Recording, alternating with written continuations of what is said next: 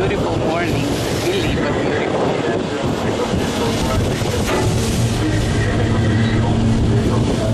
He's still trying to position himself, I guess. Horn. That's the monument. Cape Horn Monument.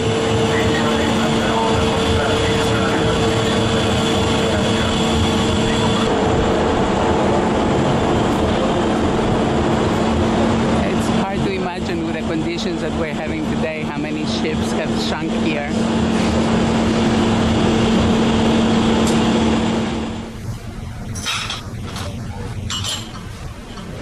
Wow.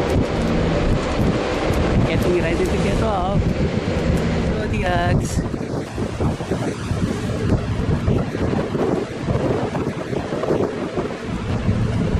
Wow. Oh, we're getting gorgeous sunrise.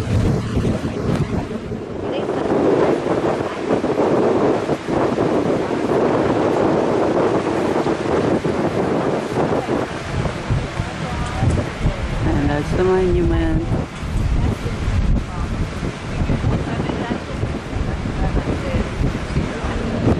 Sunrise at Cape Horn. Isn't it amazing? Dream of a lifetime. Now everybody's gathering. Oh wow. Oh, that looks fun.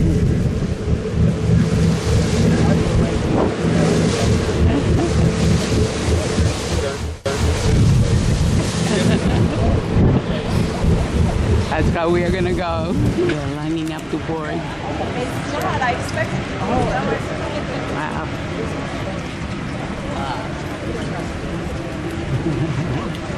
And I can see little orange jackets down there. That's like the best thing to do here when the sea starts.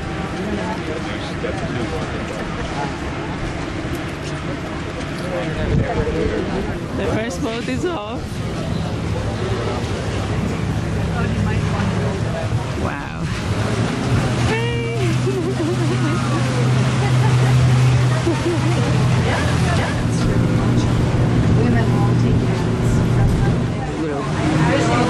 Wow, we're going at a good pace.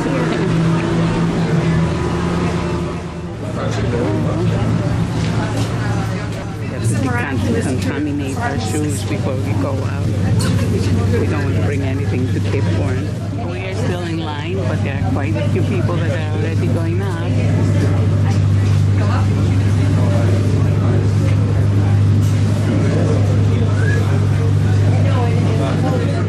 This is the boarding procedure.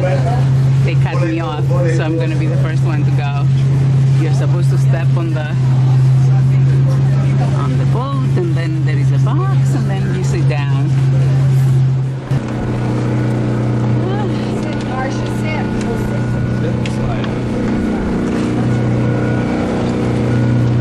Step on the rubber, step on the box, sit down, and slide down.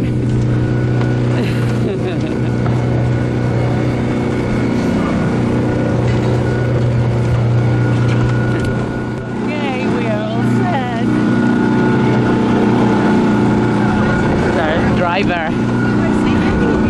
Hola.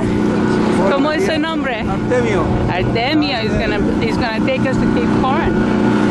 A rope that you can hold on to. Yeah. And we are off.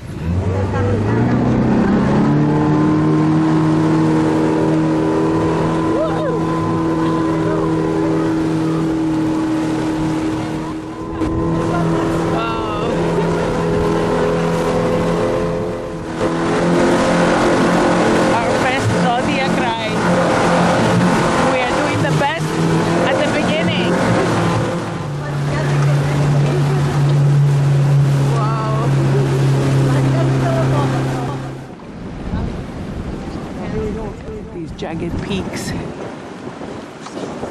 God, look at the water. Wow.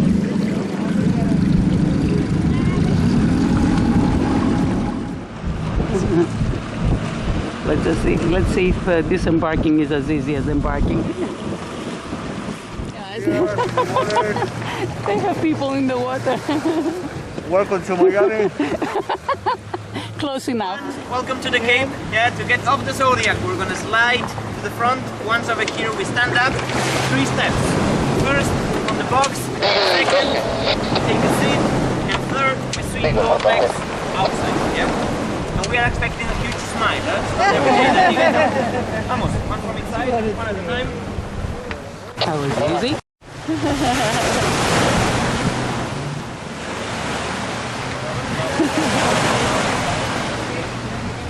Wow. Awesome. Even this experience was awesome. And I'm actually on Cape Horn. Isn't that amazing? They even have signs identifying the vegetation. This is native celery. And they have a little shrine. That's sweet.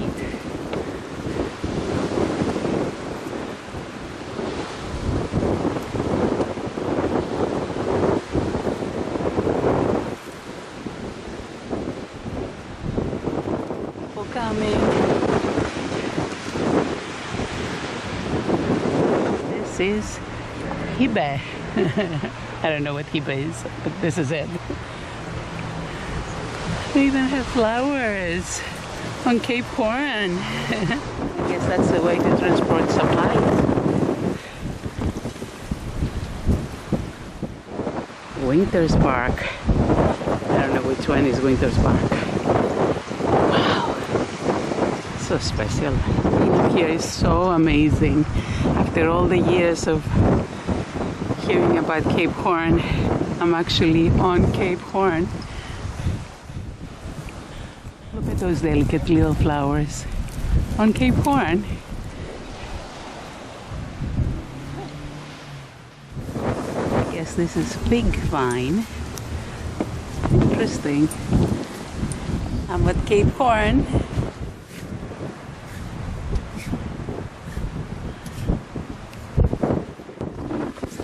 Cabo de Hornos. Yes. Wow. And that's the way to go to the monument. I was not able to go any further, but others did, and these are their photographs.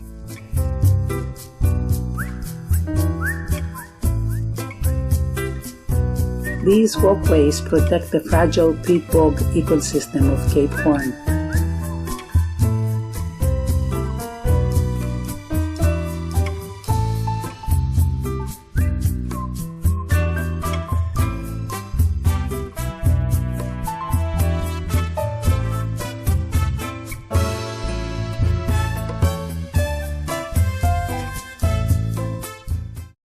So okay, just a little background.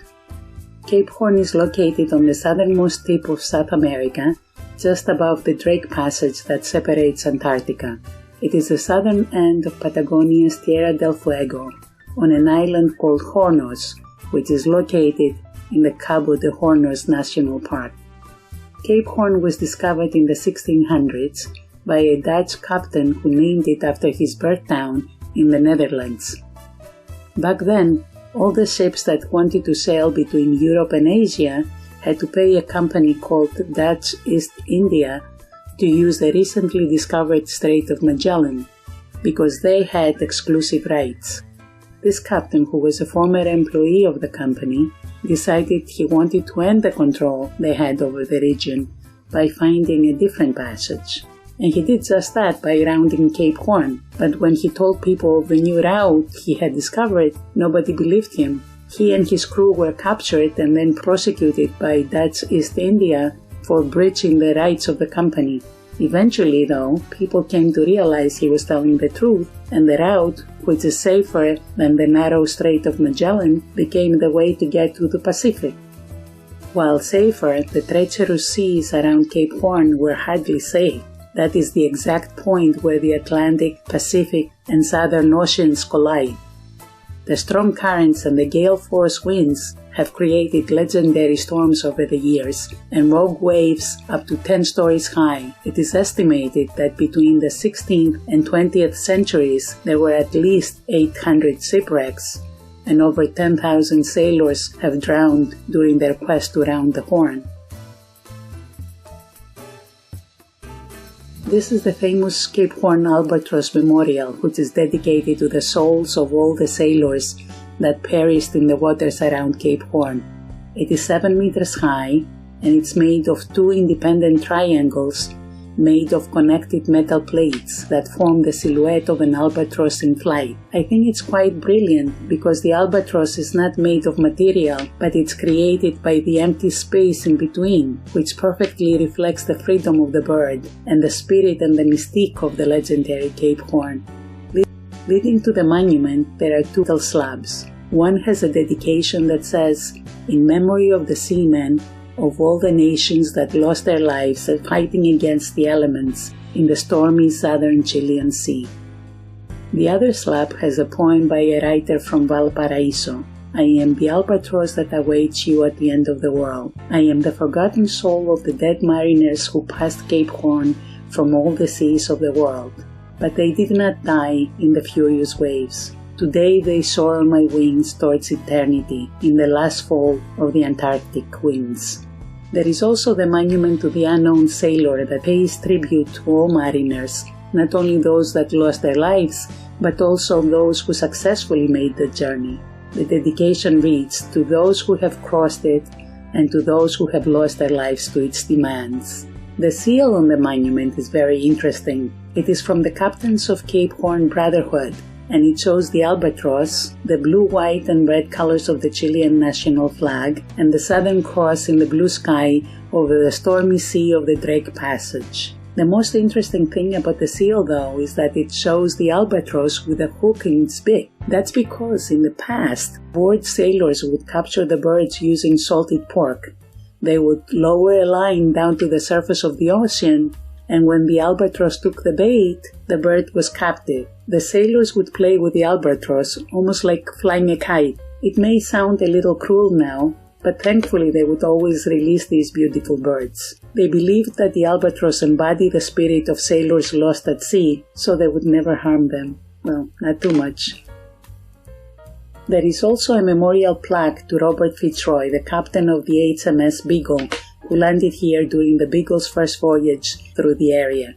On the second voyage of the Beagle through the area in 1832, they also had an important passenger, Charles Darwin. During that voyage, the Beagle faced a very fierce storm and almost shipwrecked. Luckily, they all survived, and Darwin was able to continue his journey to the Galapagos Islands. Otherwise, if he had died at Cape Horn, today we would not have his groundbreaking theory of evolution. The main buildings on Cape Horn belong to the Chilean Navy Station. The station has a lighthouse, a utility building, a tiny little wooden chapel, a flagpole, and a residence for the family that operates the lighthouse year-round and raises the flag. Cape Horn actually has 2 lighthouses. The one at the naval station is larger, easily accessible, and visitors are welcome.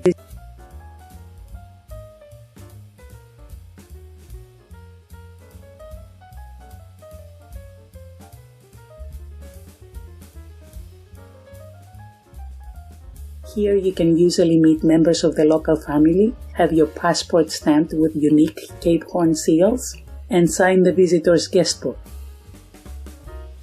Next to the lighthouse there is a tiny one-room wooden chapel called Stella Maris that welcomes all visitors that want to pray. Inside, the silence and the simple rustic surroundings make it easy to imagine sailors of the past stopping by to pay respects to the souls of their friends that had lost their lives here, to give thanks and ask for safe passage for the rest of their perilous journey. This tiny chapel is the most southern church of the entire world. Below this, there is only Antarctica, and there are no churches there. The second lighthouse is located about 1 mile southwest from the naval station. It is the true lighthouse of Cape Horn because it is close to the actual point of the island where the Atlantic and the Pacific Oceans meet. Just like the little chapel, this small 13-foot fiberglass lighthouse is the most southern traditional lighthouse of the entire world. Many people think that Cape Horn is the southernmost point of South America, but it's not. The Chilean Diego Ramirez Islands are about 100 kilometers southwest of Cape Horn, but the true southernmost islands are South Georgia and the South Sandwich Islands, which are even further south. While the islands are claimed by Argentina, they are a British territory, so Britain may be the southernmost country in the world. Nice trivia. Who would have imagined?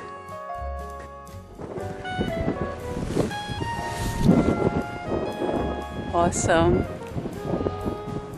I touched the soil. I smelled the flowers.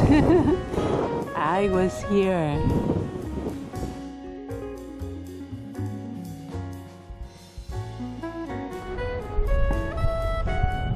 Yeah, I think I'm gonna go down. No? I think so. You're gonna try to go up? No. Okay. I'm gonna try slowly to go down.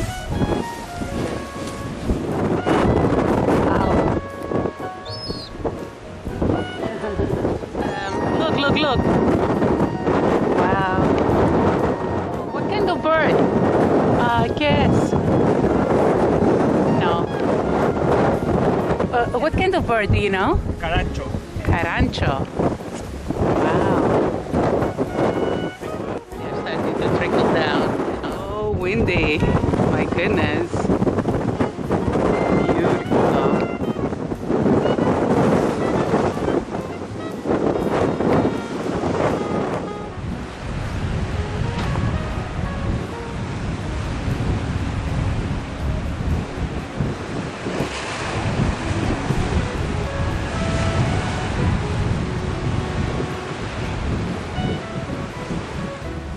We are going back.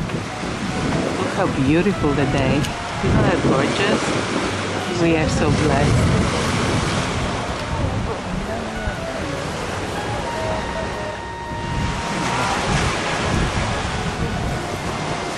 I don't know if it's cold in there, even with a wetsuit.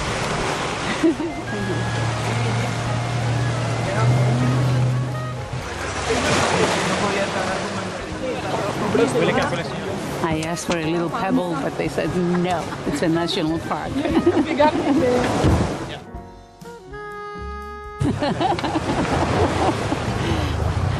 Adios. Oh my God, the poor guys. Even with a wetsuit, it must be cold.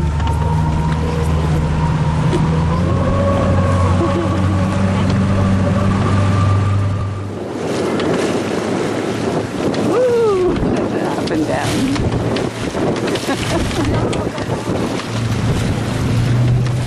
Oh wow! Oh, that's fun.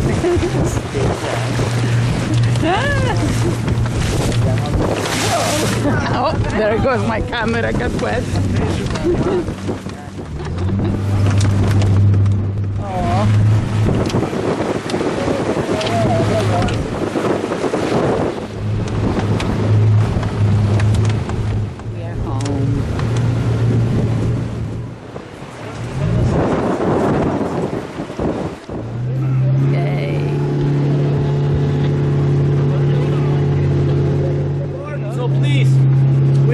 To the front, then the 3 steps, 1, 2, and 3. Don't miss the rubber. Your feet can get in between the ship and the zodiac, okay? Don't forget to get your type numbers, and let's go.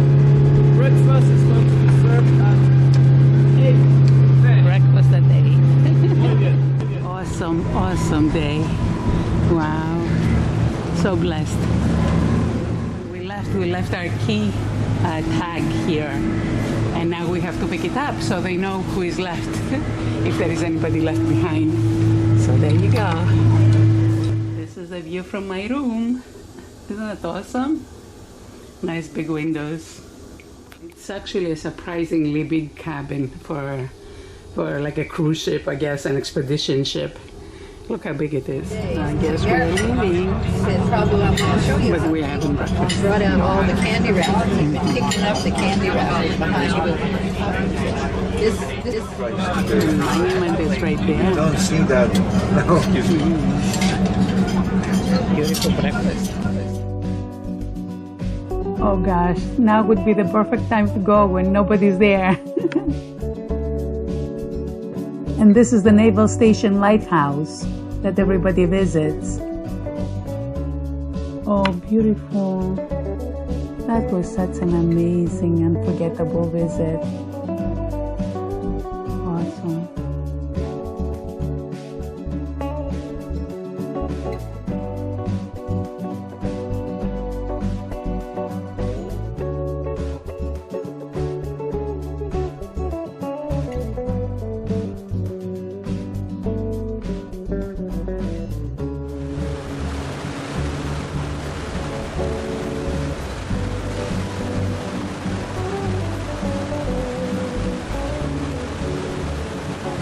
He's riding our wave.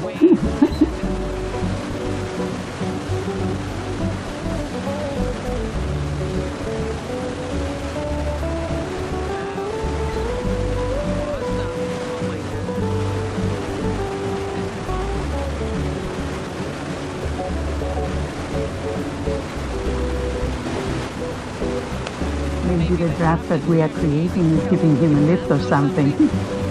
He's enjoying it, obviously.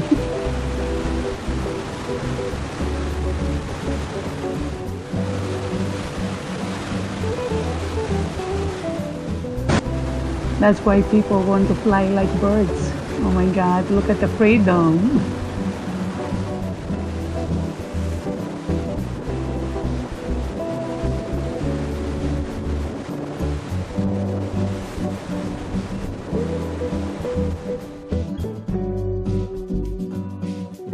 Look at him. Wow. Like he's touching the water.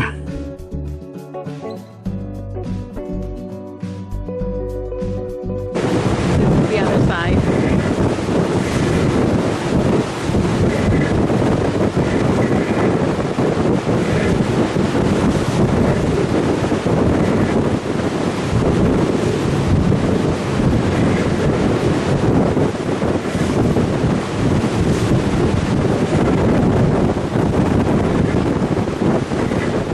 Cape Horn is just as much a legend as it is a real place. Visiting is like looking through a window into the past with a different set of rules. There was an old maritime saying that below 40 degrees latitude there is no law, below 50 degrees there is no God. When you're actually at this remote and wild place, you can easily understand how these people felt isolated and on their own. Even today, rounding the Horn is an accomplishment. It remains part of the fastest sailing route around the world, and there are several major yacht races that include rounding the Horn.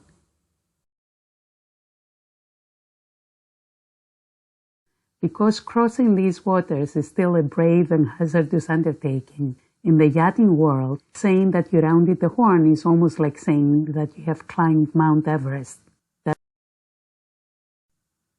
Traditionally, in the old days, sailors who successfully rounded the Horn would celebrate by smoking cigars and pouring their drinks into the ocean. That was intended to thank Neptune, god of the sea, for their safe passage and to toast their fellow seamen who had been less fortunate. Ooh, it's chilly. No, actually, really, really cold. Time to go inside, I guess. I am so grateful for this unique and incomparable experience that fueled my imagination and filled my heart and soul. Here is our toast to Cape Horn. Your legend will live forever.